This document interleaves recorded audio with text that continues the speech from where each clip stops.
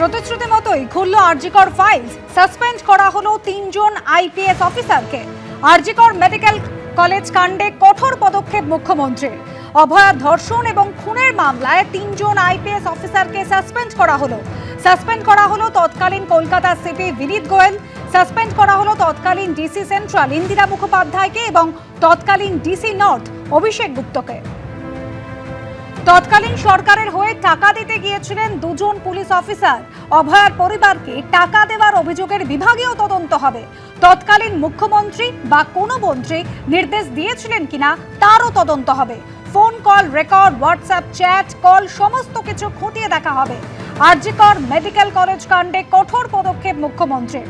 মুখ্য সচিব, স্বরাষ্ট্র সচিবের ফ্যাক্ট ফাইন্ডিং টিমের রিপোর্ট পেতেই কড়া পদক্ষেপ করা হলো।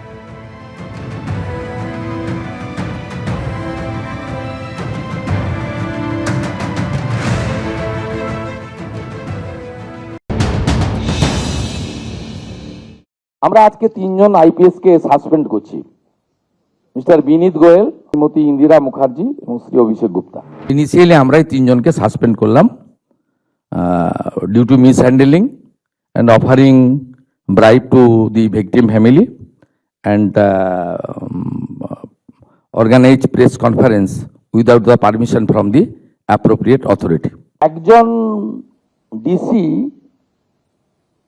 তার প্রেস কনফারেন্সের অ্যাটিটিউড এবং ল্যাঙ্গুয়েজ, এটা আমাদের রাজ্যের ক্ষেত্রে খুব একটা সুখকর ছিল না।